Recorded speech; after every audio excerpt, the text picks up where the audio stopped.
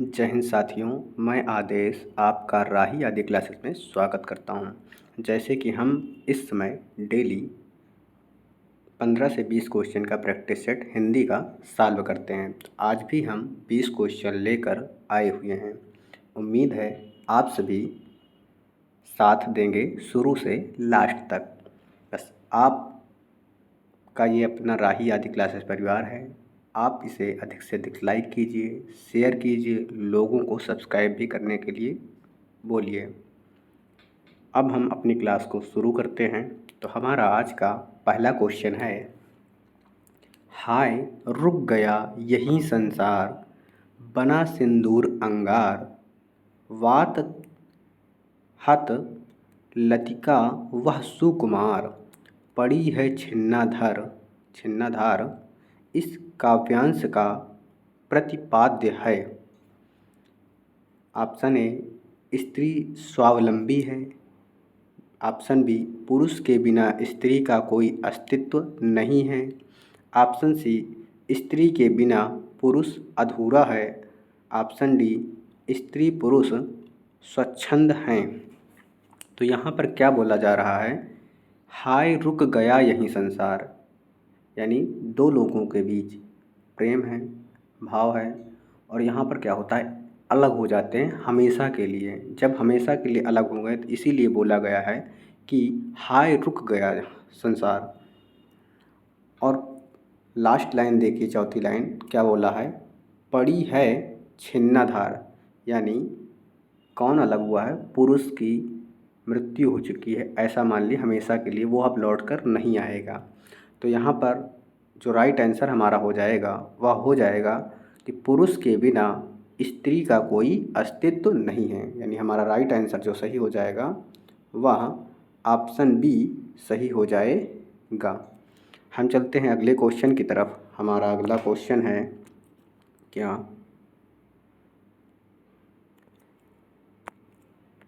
शिवपालगंज गांव का चित्रण किस उपन्यास में है।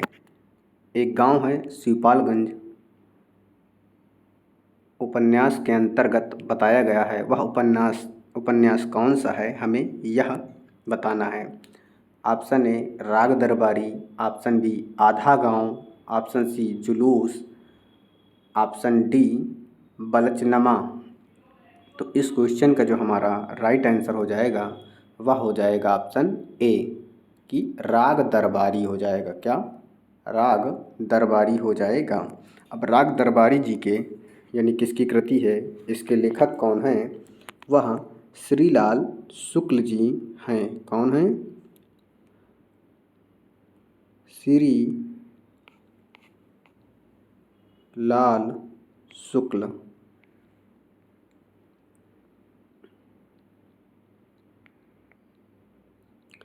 श्रीलाल शुक्ल जी हैं।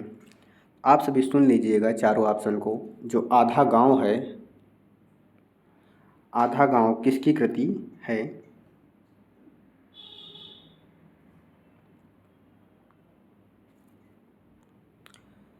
आगे है जुलूस, जुलूस किसकी कृति है, फणीश्वरनाथ रेणु। किसकी है, फणीश्वरनाथ रेणु जी की है जुलूस।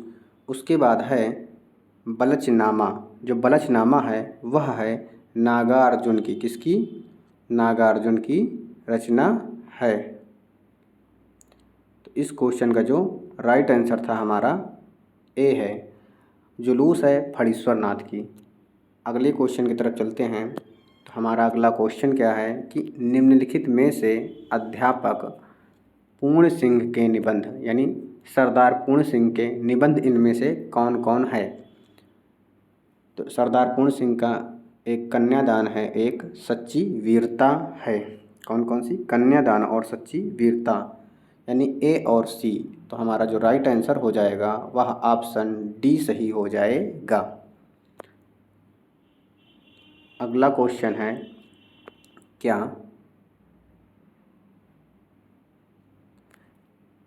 इन सभी को मिलान करना है। तो सप्तपर्णी लिखा हुआ है, तो सप्तपर्णी के लेखक कौन हैं, गिरिराज किशोरी जी हैं। यानी पहला का दूसरा हो जाएगा। फिर क्या है, लौट आ ओ धार, लौट आ ओ धार किसकी है, दूधनाथ सिंह जी की है। यानी ए का सेकंड और बी का फोर्थ, ए का सेकंड बी का फोर्थ। तो ऑप्शन डी हम देख रहे हैं कि ए का सेकंड और बी का फोर्थ। हम हसमत, हम हसमत जो है कृष्णा सोबती जी की है। तो जो हमारा राइट आंसर हो जाएगा वह हो जाएगा ऑप्शन डी सही हो जाएगा। अगले क्वेश्चन की तरफ चलते हैं। हमारा अगला क्वेश्चन है, क्या है कि खड़ी बोली का प्रथम महाकाव्य है, जो खड़ी बोली का प्रथम महाकाव्य है वह कौन सा है।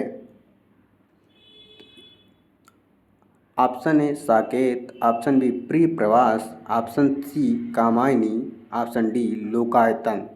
जो इस क्वेश्चन का हमारा राइट आंसर होगा, यानी खड़ी बोली का प्रथम महाकाव्य वह है प्रिय प्रवास है। क्या है, प्रिय प्रवास है। और प्रिय प्रवास किसकी रचना है, यह आप सभी ध्यानपूर्वक सुनिएगा। अयोध्या सिंह की है। किसकी, अयोध्या सिंह उपाध्याय हरिऔध जी की है। कामायनी जनशंकर प्रसाद की है। अगले क्वेश्चन की तरफ हम चलते हैं। तो हमारा अगला क्वेश्चन है, अगला क्वेश्चन क्या कह रहा है कि मथुरा, आगरा, धौलपुर, ग्वालियर आदि क्षेत्र में निम्नलिखित में से कौन सी बोली बोली जाती है। यानी मथुरा, आगरा, धौलपुर, ग्वालियर में कौन सी बोली बोली जाती है। ब्रजभाषा, अवधी, खड़ी बोली, बांगुरी। तो यहाँ पर इन सभी जगहों पर कौन सी बोली जाती है, ब्रजभाषा बोली जाती है।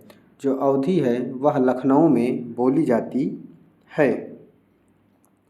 जो बांगुरी है वह हरियाणा में बोली जाती है। अगला क्वेश्चन है, अगला क्वेश्चन क्या है, भारतीय संविधान के किस अनुच्छेद में उल्लेख मिलता है कि संविधान के लागू होने के 15 वर्ष तक अंग्रेजी का प्रयोग जारी रहेगा। अंग्रेजी का प्रयोग जारी रहेगा पूछा गया है। तो हमारा जो राइट आंसर है वह है ऑप्शन सी सही है। और जो 351 में है वह क्या है कि हिंदी भाषा का प्रयोग या प्रचलन विस्तार किया जाएगा। तो हमारा 7वें क्वेश्चन का राइट आंसर सी है। अगला क्वेश्चन है हमारा 8वां कि 14 सितंबर 1949 को भारतीय संविधान सभा ने हिंदी को भारत संघ की कौन सी भाषा का दर्जा दिया। राजभाषा, राष्ट्रभाषा, लोकभाषा, संपर्क भाषा। तो किस भाषा का दर्जा दिया था, राजभाषा का दर्जा दिया गया था। अगला क्वेश्चन है क्या कि देवनागरी लिपि का सर्वप्रथम प्रयोग कहाँ हुआ था। क्या बताना है, देवनागरी लिपि का सर्वप्रथम प्रयोग कहाँ हुआ था। पाणिनि की कृत अष्टाध्यायी में, अपभ्रंश साहित्य में, अमीर खुसरो की पुस्तकों में, या फिर जय सिंह के शिलालेख में। तो इस क्वेश्चन का जो हमारा राइट आंसर हो जाएगा वह क्या होगा कि जय भट्ट के शिलालेख में हमें सर्वप्रथम प्रयोग मिलता है। अगला क्वेश्चन है हमारा क्या कि देवनागरी में जो आ है, आ के 12 खाड़ी का सुझाव किसने दिया था। अब 12 खाड़ी में जो मात्राएं होती है आ से आह तक वह सब प्रयोग होती हैं, लेकिन री की मात्रा को छोड़कर, तभी हमारे 12 होंगे। तो क्या पूछा था कि देवनागरी में आ, जो आ की मात्रा होती है, आ यानी आ की तो कोई मात्रा होती नहीं, लेकिन फिर भी किसी भी व्यंजन में आ समाहित होता है। तो आ की 12 खाड़ी के सुझाव किसने दिया था, यह हमें बताना है। तो इस क्वेश्चन का जो हमारा राइट आंसर हो जाएगा वह क्या हो जाएगा, काका कालेलकर जी ने सुझाव दिया था। अगला क्वेश्चन है हमारा क्या कि निम्नलिखित में कौन सा संयुक्त स्वर नहीं है। क्या पूछा है कि कौन सा संयुक्त स्वर नहीं है। तो आप सभी जानते हैं ए संयुक्त स्वर है, लेकिन यह किससे मिलकर बना होता है, यह आ और ई से मिलकर बना होता है। किससे, आ और ई से। और जो ए होता है वह आ और ए से मिलकर बना होता है। किससे, आ और ए से। और जो ऊ होता है वह आ और ऊ से मिलकर बना होता है। तो ये तीन हो गए हमारे संयुक्त स्वर। और पूछा है क्या, संयुक्त स्वर नहीं है। तो इसमें जो ऑप्शन सी है वह संयुक्त स्वर नहीं है। लेकिन अगर पूछ ले तो यह किससे बनता है, ऊ धन ऊ से मिलकर बनता है। किससे, ऊ धन ऊ से मिलकर बनता है। तो इसलिए इसे क्या बोलते हैं, सजातीय वर्ण यानी स्वजातीय स्वर बोला जाता है। अगले क्वेश्चन की तरफ चलते हैं। तो हमारा अगला क्वेश्चन क्या है कि कमल का पर्यायवाची शब्द कौन सा है। कमल का पर्यायवाची शब्द हमसे पूछा गया है। तरंगड़ी, सरोज, तड़ाग, मृगांक। तो जो कमल का पर्यायवाची होता है वह होता है सरोज। और भी होते हैं जो आप सभी सुन लीजिए। क्या कि कमल का जो पर्यायवाची होता है वह सरोज होता है, राजीव होता है, पंकज होता है, जलज होता है, अरविंद होता है और पुष्कर भी होता है। इसके बाद आप तरंगिणी के पर्यायवाची शब्द ध्यानपूर्वक सुनिएगा। क्या क्या होता है, तरंगड़ी नदी को बोलते हैं। किसको, नदी, सरिता, निम्नगा, कूलंकषा। ये हो गया तरंगणी के पर्यायवाची। इसके बाद है तड़ाग। तड़ाग किसका है, तड़ाग तालाब को बोलते हैं। और पुष्कर भी तड़ाग का पर्यायवाची है। फिर देखते हैं मृगांक का। मृगांक का क्या होगा, मयंक होता है, इंदु होता है, चंद्रमा होता है, शशि होता है और कलाधर होता है। अब हम अगले क्वेश्चन की तरफ चलते हैं। तो हमारा अगला क्वेश्चन क्या है, क्षुद्र के पर्यायवाची शब्द हैं कंजूस और कृपण, निर्धन, दरिद्र, अल्प, मामूली नहीं। क्षुद्र का जो पर्यायवाची होता है वह होता है नीच और अधम होता है। अगले क्वेश्चन की तरफ चलते हैं। तो हमारा जो अगला क्वेश्चन है वह क्या है, असली का विलोम क्या होता है। तो आप सभी जानते हैं असली का विलोम क्या हो जाएगा, नकली हो जाएगा। और प्राकृतिक का विलोम नैसर्गिक हो जाएगा। अगला क्वेश्चन है क्या, इनमें से कौन सा शब्द उच्च का समानार्थी शब्द नहीं है। क्या, समानार्थी नहीं है। उच्च का जो समानार्थी है वह श्रेष्ठ भी होता है, बड़ा भी होता है और उठा हुआ भी होता है। तो पूछा है नहीं है तो टीला हो जाएगा। टीला किसे बोलते हैं, जैसे कोई ढेर हो तो क्या हो जाएगा, ढेर को टीला बोलते हैं। या फिर कहीं कहीं भीरा भी बोलते हैं। क्या, भा होता है भीरा। तो इस क्वेश्चन का जब नहीं है पूछा है तो ऑप्शन ए सही हो जाएगा। अगला क्वेश्चन है कि जिस पर हमला ना किया गया हो। क्या, जिस पर हमला ना किया गया हो तो वह क्या होता है, अनाक्रांत होता है। क्या होता है, अनाक्रांत होता है, जिस पर हमला ना किया गया हो। तो इस क्वेश्चन का हमारा जो राइट आंसर है वह ऑप्शन डी है। अगले क्वेश्चन की तरफ हम चलते हैं। तो हमारा अगला क्वेश्चन है कि खरी मजूरी चोखा काम का अर्थ क्या है। लोग मजदूरी की परवाह करते हैं, कार्य की नहीं। पूरी मजदूरी देने से अच्छा कार्य होता है।